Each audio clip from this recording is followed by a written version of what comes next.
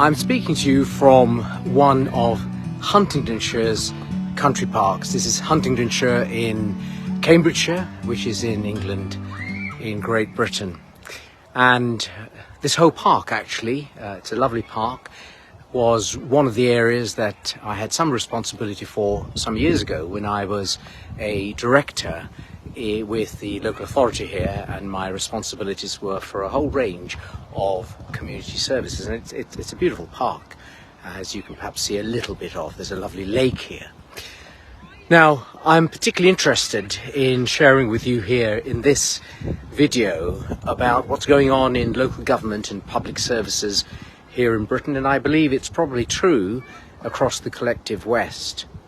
And those of you who live in England may be aware of a growing movement amongst people in this country to begin to call local government and public services to account. And that's really important because all of our public services are funded by the taxes that we pay, both through central taxes to central government and through local taxes. The nation is overtaxed, there's no question about it. There's plenty of money in the pot. It's how it's used that's of great concern. And in places like Colchester Borough Council, which is in Essex, northeast Essex, in mid Suffolk, at Thetford, and in Glastonbury, and perhaps in a few other places, what is happening is that local people are attending the meetings of their local councils, and they are asking them to account for what they're doing. And the main area of concern at the moment is this precipitous dash towards net zero. Now, a large number of people in the collective West, and certainly in Britain, are under the illusion that there is a huge amount, an excessive amount, of man-made carbon dioxide in the atmosphere, and this is causing problems to the planet. Now, that's not proven by any kind of peer-reviewed scientific research. Of course, it is supported by some scientists, especially those who are in the pay of those to whom it is actually valuable for them to have that message put out. It's more of a religion than any kind of science. And part of this is the dash towards net zero to completely shift us from where we are at the moment, where the amount of man-made carbon dioxide in the atmosphere, which is about 0.04%, drops down by a small amount. It's going to make no difference. If you look around at everything around here, all these trees, these wonderful trees, they are responsible for breathing in carbon dioxide and breathing out oxygen. So bear in mind that we are made of carbon fundamentally. Changing the balance of life is really about destroying the human population.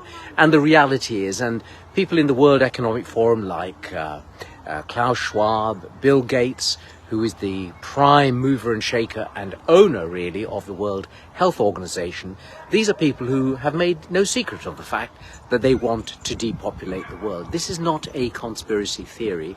This is a reality. It's out there. It's on their public websites, and they have made no secret of it.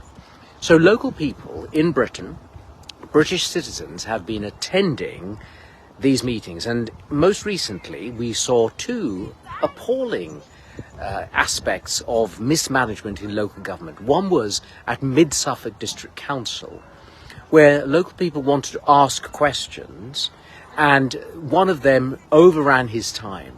And the consequence of this was that the people who were running the meeting, the councillors there, under the leadership of their mayor, their chairman of the council, decided to stop the meeting. I'm not even sure that the way in which they approached it was lawful. And they alleged that they called the police. Now, no constables, people dressed in blue or black, turned up. But the meeting came to a jarring close. Now, all credit to the people in that area, because they have filmed this and they've put it out on video. It's on YouTube, and you should go and have a look at it. And in Colchester Borough Council, where there are some very courageous people who have quickly educated themselves on what is going on with climate alarmism and so-called global warming or climate change and net zero, and also the ways in which local government works, which is almost a bit like a dark art. I know I was there for 25 years and tried to make local councils more accountable to the public, and I was in perhaps a minority of one for many years in that situation, but with some success. Now they've gone along and they have challenged the local government there. That's the Colchester Borough Council. Colchester is Britain's oldest city. It was the Roman capital of Britain. And they have asked these people to give explanations, and they've really been seeking to educate them with the facts, because what happens in local government is that there is a huge amount of documentation that's poured down, especially from civil servants who've got nothing better to do much of the time, where they're not in equality and diversity training courses. They just produce reams of paperwork. Well, they send it electronically, but it's still vast amounts. And the people who really are running local councils are the officers, because if you are paid to be part of the bureaucracy, you're going to do everything you possibly can to make sure that your salary and your pension are protected. And that is exactly what's happening. And the majority of councillors do not have the time to read these volumes of paperwork. It's a bit like this thing called the Energy Bill, which recently passed its first reading in the House of Commons, 464 pages.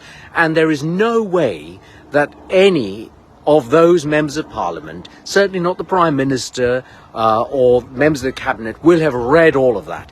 But it was nodded through, save for about 18 courageous members of Parliament, including Andrew Bridgen, saying that we're not going to agree to this.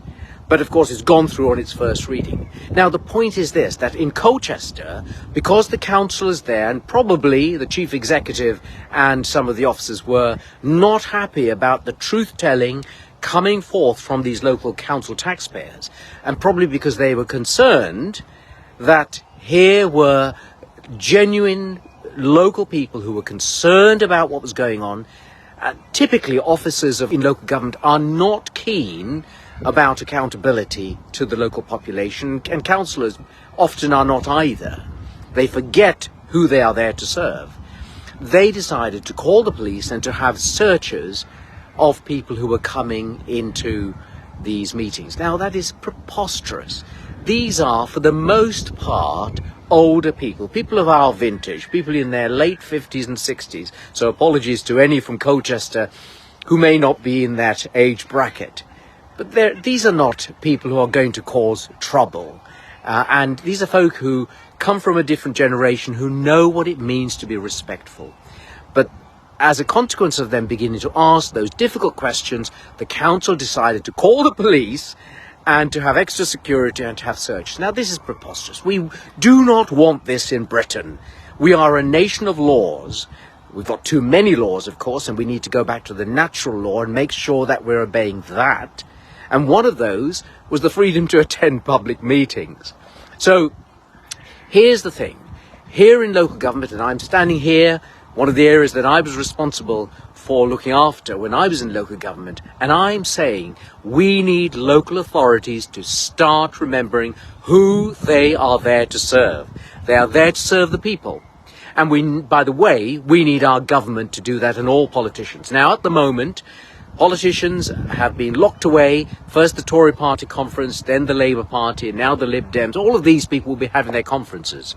But the reality is that they are locked into their bubble of misinformation and false news. They actually think the world in which they are living is their world. They are so far removed from truth and reality and what ordinary people who have to work hard have to face each day, that they are content to pass appalling laws, such as the online safety bill, which of course has good at its core. But a sinister bit has snuck in, which means that they can control, ministers can control social media and the general media if they find that people are going against the official narrative. Now that's communism. That's 1984. And we, the people of Great Britain, do not want this. And then we've got this energy bill that I've mentioned, and the other really egregious actions are the international health regulations and the pandemic preparedness treaty. Now, we'll post up some more information about this, but most British people don't know that what this is doing is to sign over the control of our nation, the sovereignty of our nation and the freedom of our people to the unelected World Health Organization. Now look how they messed things up during the pandemic in 2020 and all of the actions that have flowed since then. And bear in mind that they are owned by and funded by wealthy people who are very much in cahoots with big pharmaceutical companies. What's the most important thing for someone who's coming up with big pharma products? It's to keep people buying them. So they're not interested in people's health. They're interested in making more money. And 500 new billionaires were created during the pandemic. So this has been quite a long post. I hope that it's been informative to you. Please feel free to give it a thumbs up or subscribe, whatever's appropriate, wherever you see this. And feel free to repost this so that other people may join too. We need folk to be part of the truth-telling organizations who are standing for freedom in our nation. One of those is Together, the Together Declaration, together.org, and there are many others. Give them your support. Be part of the movement for change and for freedom in Britain.